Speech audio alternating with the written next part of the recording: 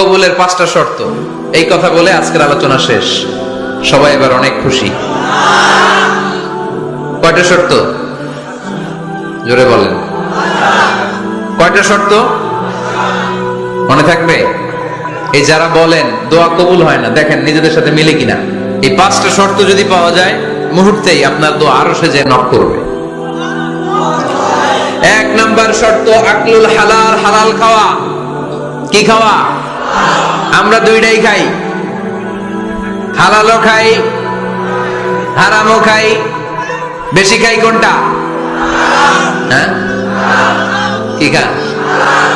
আমি কই নাই কিছু, আপনারাই কইছেন।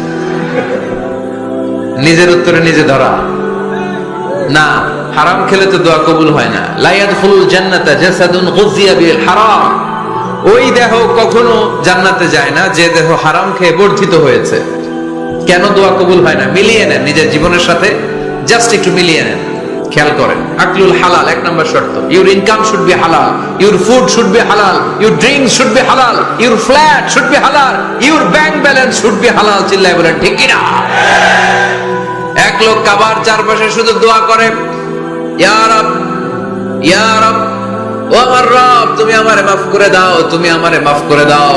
এই সাহাবীর কান্নাকাটি দেখে, এই লোকের কান্নাকাটি দেখে অন্য সাহাবারা বলল, আজকের সব সওয়াব এই লোকে নিয়ে যাবে। সব সওয়াব তো আজকে উনার। এর দোয়া কবুল। আল্লাহর হাবিব বললেন, ওয়া মাতআমুহু হারাম, ও যা খায় হারাম খায়। ওয়া মাশরাবুহু হারাম, যা পান করে হারাম। মালবাসুহু হারাম, তার ড্রেস আপ এটা হারাম টাকা থেকে আসে। ফা আন্না ইউস্তাজাবু লাহু, কেমন করে আল্লাহ ওর দোয়া কবুল করবে? আল্লাহ ঠেকা পড়ছে নাকি? ইন্নাল্লাহা তাইয়্যিব লা ইয়াকবালু ইল্লা তাইয়্যিবা। আল্লাহ নিজে পবিত্র, আল্লাহ পবিত্র ছাড়া কোনো অপবিত্র জিনিস গ্রহণ করেন না। জিহাদের ময়দানে একজন সাহাবী ছিল, সর্বপ্রথম তীর মেরেছিল। নাম কে বলতে পারবে?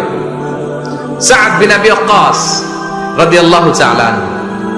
উনি একবার আল্লাহর হাবিবকে বললেন, ইয়া রাসূলুল্লাহ, উদউ আল্লাহ আইয়াজআলানি মুস্তাজাবাদ দাওয়া।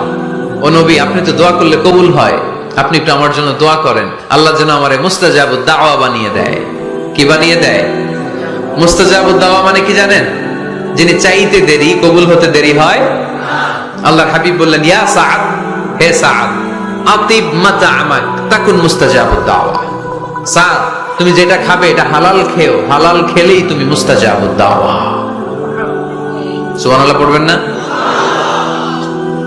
আকলুল হালাল শারতুন লিকবুলিদ দুআ, দোয়া কবুলের প্রথম শর্ত। হারাম খেয়ে দোয়া করলে ওই দোয়া কখনো কবুল হবে না। 2 নম্বর শর্ত, দোয়াটা করতে হবে একজনের কাছে, তিনি কে? চাইতে হবে একজনের কাছে, তিনি কে? মসজিদে যে আল্লাহর কাছে চাইলেন, দরবারে যে বাবার কাছে চাইলেন, দোয়া কবুল কবুল হবে? হবে? চাইতে হবে একজনের কাছে, তিনি কে? অন্য কোথাও যেন আমরা না চাই। মাজারে যে যাওয়া যায় না, মাজার জিয়ারতের জন্য যাবেন, যে সালাম দিবেন, নিজের জন্য দোয়া করবেন, কবরে শুয়ে থাকা লোকটার জন্য দোয়া করবেন। ওখানে কিছু চাওয়া যাবে? চাইবেন কার কাছে? 2টা গেল শর্ত। 3 নাম্বার, ইয়াকিন থাকতে হবে যে আমার দোয়াটা কবুল হচ্ছে।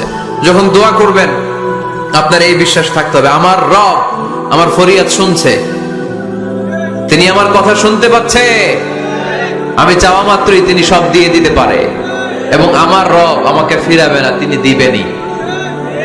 এরকম ইয়াকিন থাকতে হবে। উদুল্লাহ ওয়া আনতুম মুকিনুনা বিল ইজাবা, এমন ভাবে দোয়া করো যে তুমি সুনিশ্চিত এই দোয়া কবুল হবেই। এই নিশ্চয়তা নিজে নিজে নিয়ে নেবেন। আল্লাহর উপর ভরসা কম আমাদের, এই ভরসা জাগে না, যারে উনি দিবেনই নিশ্চিত আমি। আপনি নিশ্চিত হলে পেয়ে যাবেন নিশ্চিত। আপনার মধ্যে যদি সন্দেহ, হায় রে কবুল হয় না, না হয়, ওই দোয়া জীবনেও কবুল হবে না। ঠিক কিনা? 4 নম্বর শর্ত, সালাতু আলা রাসূলিল্লাহ, আল্লাহর হাবিব সাল্লাল্লাহু আলাইহি ওয়াসাল্লামের উপর দুরূদ পড়া। কুল্লু দুআ মাহজুব মাওকুফুন বাইনাস সামাই ওয়াল আরদ। আমরা যা দোয়া করি সব আকাশ জমিনের মাঝখানে পেন্ডিং হয়ে থাকে। মা লাম ইউসাল্লা আলাইহি, আল্লাহর হাবিব বললেন, যতক্ষণ না আমার উপর দুরূদ শরীফ পড়া হয়। আওয়াজ করে সবাই পড়েন, সাল্লাল্লাহু আলাইহি ওয়াসাল্লাম। আল্লাহর হাবিব সাল্লাল্লাহু আলাইহি সাল্লামের উপর দুরূদ না পড়লে ওই দোয়া কঠিন কালে আল্লাহ কবুল করেন। আকাশ জমিনের মাঝখানে পেন্ডিং। মেসেজ করেছেন আপনার বন্ধুকে, আপনার মোবাইলে টাকা নেই, মেসেজটা কি হয়ে থাকে? পেন্ডিং, তাই না? যখনই টাকা ঢোকাবেন সাথে সাথে সেন্ট, আপনার সব দোয়া পেন্ডিং হয়ে আছে আকাশ। আজকে দুরূদ করে দিবেন, সব সেন্ট। মুআল্লাক, সব ঝুলে থাকে। মাহজুবুন মুআল্লাকুন বাইনাস সামাই ওয়াল আরদ। মনে থাকবে ভাইরা? 5 নাম্বার সর্বশেষ শর্ত হলো মুওয়াফাকাতুদ দুআই বিদ-দাওয়াব। শুধু দোয়ায় কাজ হয় না, দোয়ার সাথে মাঝে মাঝে দাওয়ারও দরকার আছে না নাই? দোয়াও লাগবে, দাওয়াও লাগবে, ঠিক কিনা? আপনার ছেলের জন্য আপনি দোয়া চাইতে আসলেন, হুজুর দোয়া করেন। অনেকে কলম নিয়ে আসে আমাদের কাছে, কলম। আমি ভাবছি আমারে গিফট করবে, পরে কয় না, গিফট না, ফু দিয়ে দেন। ফু দিয়ে দেন কেন? আমার ছেলের পরীক্ষা, আপনার ফু পাইলে গোল্ডেন এ প্লাস।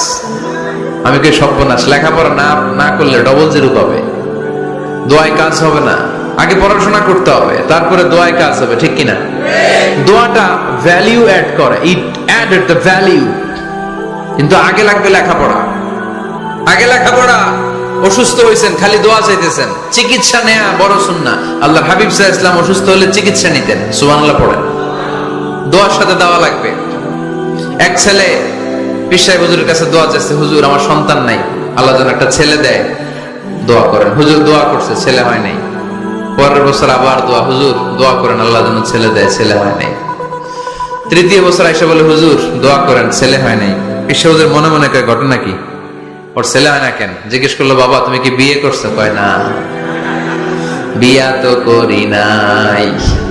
পীর সাহেব হুজুর বললেন, আগে বিয়েটা তো করবি, তারপরই না সন্তান। তো বিয়ের পর্বটা তো সারো, তবেই না সন্তান পাওয়া যাবে, ঠিক কিনা? দোয়ার সাথে দেওয়া লাগে। আল্লাহর হাবিব সাল্লাল্লাহু আলাইহি ওয়াসাল্লামের আঙ্গুলে একবার বিচ্ছু পোকা কামড় দিল। প্রচন্ড ব্যথায় বিশ্বনবী কাতরাচ্ছেন, রেগে গেলেন আর বললেন, ও বিচ্ছু, মানুষও চিনোস না, নবীও চিনোস না, কোথায় কামড় দিবি, জায়গা পেলি না। কিন্তু বিশ্বনবী ব্যথা পাচ্ছেন। আম্মা জান আয়েশাকে বললেন রাদিয়াল্লাহু তাআলা আনহাকে বললেন, লবণের পানি নিয়ে আসো, গরম দাও, ঢালো। উনি আরাম পাচ্ছেন আর সূরা ইখলাস পড়ে ফু দিতে লাগলেন, ফাতিহা পড়ে ফু দিতে লাগলেন। গরম পানি ঢালা শেষ, ফু দেওয়া শেষ, আঙ্গুলের ব্যথাও। দেখছেন কি কম্বিনেশন? দোয়াও লাগে, সাথে সাথে কি লাগে? দাওয়াও লাগে। দোয়া আর দাওয়া দুইটার সমন্বয়ে আপনাকে সফলতা দিবে কে? সফলতা একজনই দেয়, তার নাম জোরে বলতে হবে, তিনি কে? ব্যবসা যদি মন্দা থাকে, ব্যবসায় সফল হতে চান, সফলতা এনে দিবে কে?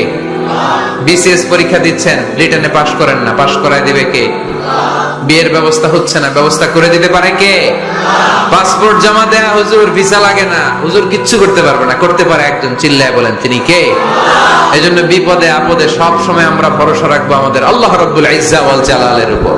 আল্লাহর কাছে আমরা বেশি বেশি চাইবো। আল্লাহ ছাড়া কারো দরবারে আমরা হাত পাতি না, চিল্লায় বলেন ঠিক কিনা? আমরা ফকির একজনের দরবারে, ঘাটে ঘাটে আমরা ফকির হইতে রাজি না, আমরা একজনের দরবারে ফকির। দরবারটা কার? দোয়া একটা শিল্প। যে টিপস গুলো শিখাইলাম আজকে, এগুলোর আলোকে আমরা যেন দোয়াটাকে আত্মস্থ করতে শিখি, যাতে দোয়া করার সাথে সাথে এই দোয়া আরো সে কবুল হয়ে যায়। দয়াময় রহমান শেখালেন কোরআন, বানালেন ইনসান, শেখালেন বায়ান। দয়াময় রহমান শেখালেন কোরআন, বানালেন ইনসান, শেখালেন বায়ান। দয়াময় রহমান শেখালেন কোরআন, বানালেন ইনসান, শেখালেন বায়ান। সুবহানাল্লাহ পড়েন। দয়াময় মেহেরবান, তিনি রহমান। এজন্য দোয়ার শুরুতে তারা ডাকেন, বলেন ইয়া রহমান। সবাই পড়েন ইয়া রহমান, ইয়া রহিম, ইয়া গফুর, ইয়া গফফার, ইয়া সত্তার, ইয়া জব্বার। দোয়ার শুরুতে এই নামগুলো ধরে ধরে যদি আবেগ নিয়ে, ভালোবাসা নিয়ে আল্লাহরে ডাকেন, দোয়া কবুল করে নিবে কে? এই দোয়ার মাঝখানে যদি এক ফোঁটা চোখের পানি ফেলতে পারেন, কবুল হবে? কবুল করবে কে? চোখের পানি ফেলবার চেষ্টা করবে। নিজেকে যত ছোট করে আল্লাহর কাছে উপস্থাপন করা যায়, যত ছোট করা যায় নিজেকে। আল্লাহর হাবিব সাল্লাল্লাহু আলাইহি ওয়াসাল্লাম মহাবিশ্বের শ্রেষ্ঠতম মানুষ, তিনি দোয়ার সময় আল্লাহরে বলতেন, আল্লাহুম্মা ইন্নী আবদু, আল্লাহ আমি আপনার দাস, আমি আপনার গোলাম। ওয়াবনু আবদিক, গোলামের ঘরের গোলাম। ওয়াবনু আমাতিক, দাসীর ঘরের গোলাম, বান্দির ঘরের গোলাম। আমার বাবা আব্দুল্লাহ আপনার গোলাম, আমার মা আমেনা আপনার দাসী। সুবহানাল্লাহ পড়বেন না? কিভাবে নিজেকে ছোট করতে হয় আল্লাহর হাবিব সাল্লাল্লাহু আলাইহি ওয়াসাল্লাম ছোট করতেন। গুনার কথাগুলো স্মরণ করবেন, আল্লাহরে বলবেন, আল্লাহ আমি ছাড়া তোমার অনেক বান্দা আছে, কিন্তু তুমি ছাড়া আমার আর কেউ নাই, ঠিক কিনা? এভাবে যত ছোট করে নিজেকে উপস্থাপন করা যায় দোয়াতে, এই দোয়া কবুল করে নেবে কে?